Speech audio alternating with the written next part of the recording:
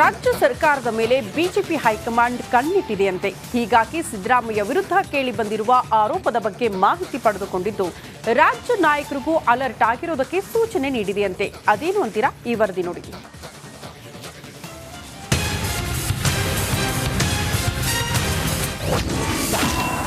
ಮೂಡ ಅವಾಂತರ, ಬಿಜೆಪಿಗೆ ಟಾರ್ಗೆಟ್ ಸಿದ್ದು.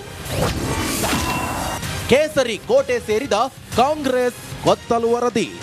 ಸಿದ್ದರಾಮಯ್ಯ ನಸೀಬು ಸರಿಯಿಲ್ಲ ಅನಿಸುತ್ತದೆ.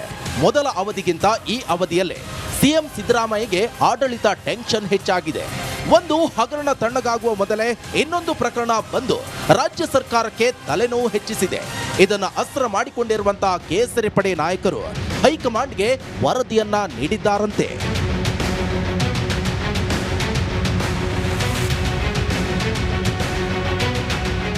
ಹೌದು, ನಿನ್ನೆ ಬೆಂಗಳೂರಿನ ಅರಮನೆ ಮೈದಾನದಲ್ಲಿ ನಡೆದ ಬಿಜೆಪಿ ಕೋರ್ ಕಮಿಟಿ ಸಭೆಗೆ ಬಿಜೆಪಿ ಹಿರಿಯ ಮುಖಂಡ ಕೇಂದ್ರ ಸಚಿವ ನಿತಿನ್ ಗಡ್ಕರಿ ಭಾಗಿಯಾಗಿದ್ದರು. ಲೋಕಸಭಾ ಚುನಾವಣೆಯಲ್ಲಿನ ಹಿನ್ನಡೆ ಸೇರಿ ಪಕ್ಷದಲ್ಲಿನ ಬದಲಾವಣೆ ಬಗ್ಗೆ ಚರ್ಚೆ ಮಾಡಿದ್ರು ಎಂದು ಬಿಜೆಪಿ ಮೂಲಗಳು ತಿಳಿಸಿದ್ವು. ಈ ಮಧ್ಯೆ ರಾಜ್ಯ ಸರ್ಕಾರದಲ್ಲಿನ ಸಂಘರ್ಷದ ಬಗ್ಗೆ ಬಿಜೆಪಿ ರಾಜ್ಯಾಧ್ಯಕ್ಷ ಬಿವೈ ವಿಜೇಂದ್ರ ಜೊತೆ ಪ್ರತ್ಯೇಕವಾಗಿ ಮಾತನಾಡಿದ ಗಡ್ಕರಿ ಮೂಡ ಅವಾಂತರ, ವಾಲ್ಮೀಕಿ ಸಂಘರ್ಷದ ಬಗ್ಗೆ ವರದಿ ಪಡೆದ್ರಂತೆ. ರಾಜ್ಯ ನಾಯಕರಿಗೆ ಹೈ ಸಂದೇಶ. ಮೂಡ ಅವಾಂತರದ ಬಗ್ಗೆ ಮಾಹಿತಿ ಪಡೆದ ನಿತಿನ್ ಗಡ್ಕರಿ ರಾಜ್ಯ ಸರ್ಕಾರದ ವಿರುದ್ಧ ಆರೋಪಗಳ ಬಗ್ಗೆ ಮಾನಿಟರಿಂಗ್ ಮಾಡಿದ್ರು. ಇದು ರಿಪಬ್ಲಿಕ್ ಕನ್ನಡದ exclusive inside story. B Y Vijayendra ಬಳಿ ಸಂಪೂರ್ಣ ಮಾಹಿತಿಯನ್ನ ಪಡೆದ ನಿತಿನ್ ಗಡ್ಕರಿ ಸಿದ್ದರಾಮಯ್ಯ ವಿರುದ್ಧದ 2 ಗಂಭೀರ ಪ್ರಕರಣಗಳ ಬಗ್ಗೆ ಮಾಹಿತಿಯನ್ನ ಪಡೆದರು. ಸರ್ಕಾರದ ವಿರುದ್ಧದ ಹೋರಾಟದ ಸಲಹೆ ಸೂಚನೆಯನ್ನ ಕೊಟ್ಟ ಗಡ್ಕರಿ, ನಿತಿನ್ ಗಡ್ಕರಿ ಮೂಲಕ ರಾಜ್ಯ ಬಿಜೆಪಿಗೆ ಹೈಕಮಾಂಡ್ ಸಂದೇಶ ಕೂಡ ರವಾನಿಸಲಾಗಿದೆ. ಸಿದ್ದರಾಮಯ್ಯ ವಿರುದ್ಧ ಹಂತ ಹಂತವಾಗಿ ಹೋರಾಟ ನಡೆಸಲು ಸೂಚನೆ ಕೂಡ ಕೊಡಲಾಗಿದೆ. ಸುಳ್ಳು ಆರೋಪ ಮಾಡಿ ಅಧಿಕಾರಕ್ಕೆ ಬಂದವರಿಗೆ ಭ್ರಷ್ಟಾಚಾರದ ಬಾಣ ಬಿಡಲಾಗಿದೆ. ಅಧಿವೇಶನಕ್ಕೂ ಮುನ್ನ ಸಭೆ ನಡೆಸಿ ಹೋರಾಟದ ಅಸ್ತ್ರಕ್ಕೆ ಸಲಹೆಯನ್ನ ಕೊಡಲಾಗಿದೆ.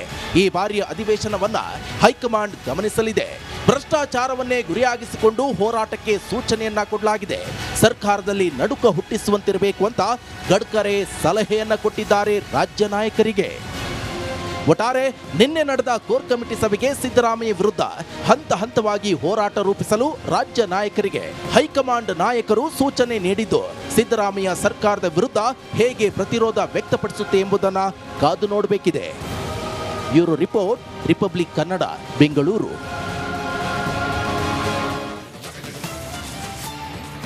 ಪರಪ್ಪನ ಅಗ್ರಹಾರದಲ್ಲಿ ಪ್ರಜ್ವಲ್ ರೇವಣ್ಣ ಮುದ್ದೆ ಮುರಿತಾ ಇರೋದು ಎಲ್ಲರಿಗೂ ಗೊತ್ತಿರೋ ವಿಚಾರ. ಇದೀಗ ಈ ಕೇಸ್ಗೆ ತಾರ್ಕಿಕ ಅಂತ್ಯ ಕಾಣುವ ಸಮಯ ಬಂದಿದೆ.